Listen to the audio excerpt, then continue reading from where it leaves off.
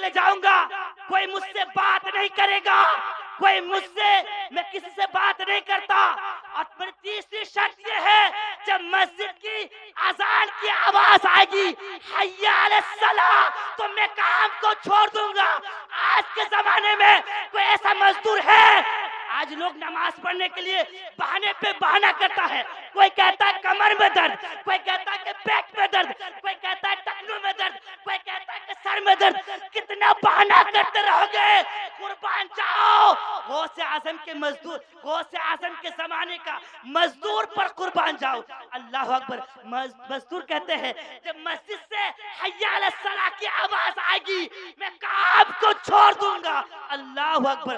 वो मजदूर काम करने के लिए आते हैं, ऐसा ही काम करते करते जोहर के अजान की आवाज आती है, वो मजदूर काम छोड़ देता है। काम छोड़ने के बाद सीधा मस्जिद जाता है और खुशू और खुजू के साथ नमाज को अदा करके आता है।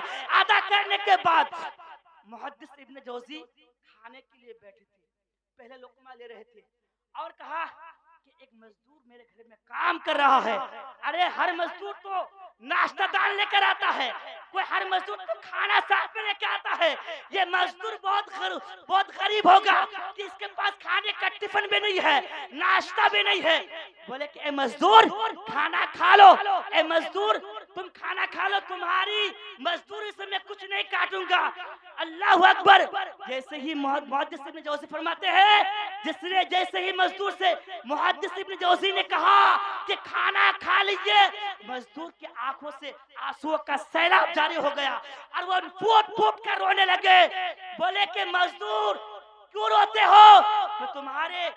मैं तुम्हारी मजदूरी से कुछ पैसे नहीं काटूंगा।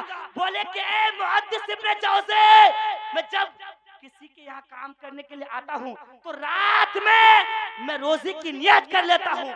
आज के दौर में देखिए रमजान का महीना जैसे शुरू हुआ, लोग तरह तरह की बहाना करते हैं। लोग की सेहत ठीक है, तंदुरुस्त है, तो लोग कहते हैं मेरा ये खराब है, मेरा वो। आखिरी जुमला मुख्तसर जहां तक पहुंचाना चाहता हूं, मेरी बात समझिए, बहुत से बोले सुभान अल्लाह। वो मजदूर कहता है अल्लाह अकबर। जैसे काम पूरा हुआ, मुहद्दिस इब्न जौजी फरमाते हैं कि मैंने देखा कि दो आदमी मिलकर जितना काम नहीं कर पाया, वो मजदूर चंद मिनट में, चंद घंटे में उससे ज्यादा, दो आदमी से ज्यादा काम कर दिया। अल्लाह अकबर। वो कुछ दिन के बाद अल्लाह अकबर जब काम करके वो मजदूर जाने लगा तो मुहद्दिस इब्न जौजी कहते हैं ए मजदूर फिर कल काम करने के लिए आओगे ना? तो मुहद्दिस इब्न जौजी उस मजदूर से कहते हैं ए मजदूर कल काम करने के लिए आओगे ना? तो मजदूर कहते हैं ए मुहद्दिस इब्न जौजी, आपको मुहद्दिस कौन कहता है? आपको मुहद्दिस कौन कहते हैं? मुहद्दिस इब्न जौजी कहते हैं पूरे बगदाद के लोग मुझे मुहद्दिस कहते हैं, मैं कहता हूं मैं मुहद्दिस हूं। बोले आपको पता है क्या कल आप कहाँ रहेंगे? कल आपकी जिंदगी के साथ क्या होगा? कल आप कहाँ रहेंगे पता है क्या? कल मैं कहाँ रहूंगा मुझे पता है क्या? तो मुझसे कल का वादा आप कैसे ले रहे हैं? अल्लाह अकबर। वो मजदूर चले जाते हैं। जाने के बाद जब दूसरा दिन उस मुहद्दिस इब्न जौजी, नारे तकबीर, नारे तकबीर, नारे रिसालत, फैजाने औलियाए कराम, फैजाने गौसे आजम।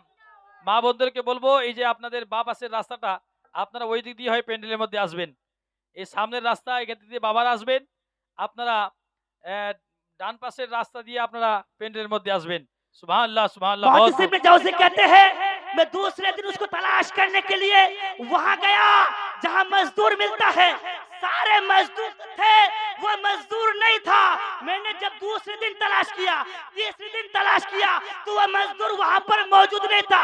मैंने पूछा कि वह मजदूर कहाँ चला गया?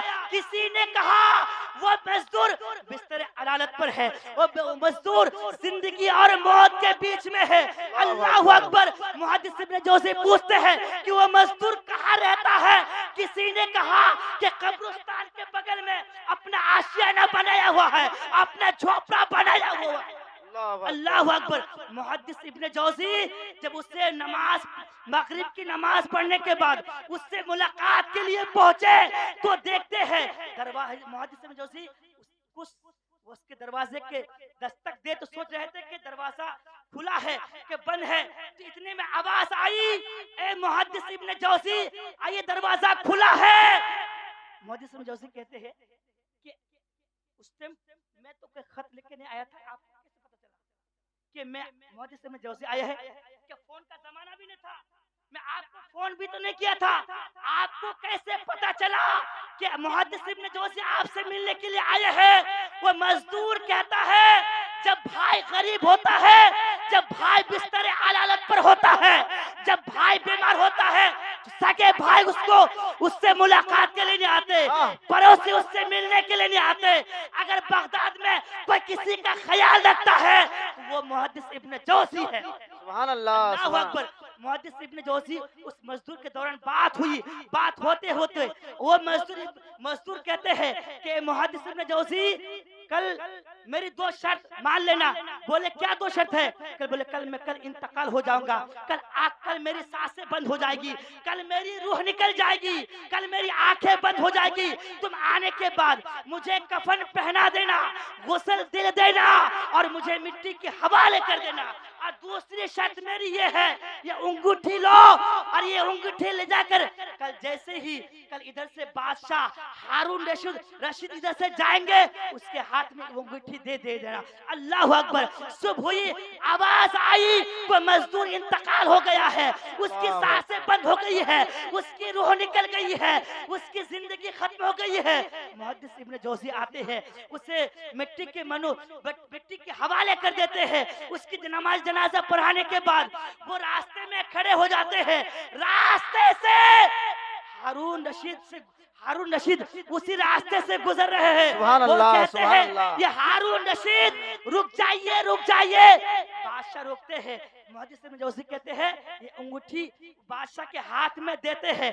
बादशाह के हाथ में जैसे अंगूठी देना था, बादशाह फूट कर रोने लगे, आंसुओं का सैलाब जारी हो गया। मुहद्दिस इब्न जौजी कहते हैं कि ए हारून रशीद, मैंने आपको अंगूठी दी, रोने का मतलब क्या है? आपने अंगूठी के अंदर क्या देखा? हारून रशीद कहते हैं ए मुहद्दिस इब्न जौजी, ये मजदूर कोई और नहीं, ये मेरा छोटा बेटा था। सुभान अल्लाह, नारे तकबीर। ये इस्लाम के खातिर बादशाहत को छोड़ दी, दीन मुस्तफा की खातिर दौलत को लात मार दी और गुर्बत में जिंदगी गुजार दी। और बरेली से आवाज आई, मुजरिम को ना शर्माओ, अहबाब कफन ढक दो, मुंह देख कर क्या होगा, पर्दे में भलाई है। मुंह देख कर क्या होगा, पर्दे में भलाई है। आज लोग नमाज के लिए कितना बहाना करते हैं, आज लोग दौलत के पीछे भागते हैं। अरे सूद के नाम पर पैसा आता है तो आने दो, जुआ के नाम पर पैसा आता है तो आने दो, लॉटरी के नाम पर पैसा आता है तो आने दो। अरे आपको जुआरी नहीं बनना है, शराबी नहीं बनना है, आपको आशिक रसूल बनना है। क्योंकि जब आशिक रसूल बनकर जाएंगे तो कहेंगे, कब्र में लहराएंगे हश्र चश्मे नूर के, जलवा फरमा होगी जब तलअत रसूलुल्लाह की। तुझसे और जन्नत से क्या मतलब, वहां भी दूर हो, हम रसूलुल्लाह के, जन्नत रसूलुल्लाह की। सुभान अल्लाह अकबर, या रसूल अल्लाह, जिंदाबाद जिंदाबाद जिंदाबाद। सर को जो अपने नमाजों में झुका देते हैं, सर को जो अपने नमाजों में झुका देते हैं, तो उसे सरकार मदीने में बुला लेते हैं, तो उसे सरकार मदीने में बुला लेते हैं। बोलने के दौरान कोई गलती हो, आपको तकलीफ पहुंची हो, तौबा करता हूँ, अस्तगफिरुल्लाह रब्बी मिन कुल्ली ज़ंबि व तुब अलैहि। एक हमारे मामा ने 50 रुपए दान किया। अल्लाह ताला इस दान के सदक़े में अल्लाह ताला उनकी जिंदगी में बंदगी अता फरमाए और उन्हें शरीयत मुस्तफा पर अमल की तौफीक अता फरमाए। हमारे मामा भी ऐसे ला रहे हैं माशाअल्लाह, सुभान अल्लाह। नारे तकबीर, नारे रिसालत, या रसूल अल्लाह। सेक्रेटरी साहब, हमारे मामा जो रातों दिन मेहनत करके इस इदारे की मेहनत में, लोग तो अपने लिए जीते हैं, कोई अपनी औलाद के लिए जीते हैं, कोई अपने रिश्तेदारों के लिए जीते हैं, लेकिन हमारे मामा को मैं देखता हूँ, जब से मैंने होश संभाला है तब से मैंने दारुल उलूम गुलशन रजा के लिए रातों दिन को गुजरते हुए देखा है। सुभान अल्लाह, सुभान अल्लाह ताला इनको ज़रा जज़ाए खैर। आमीन।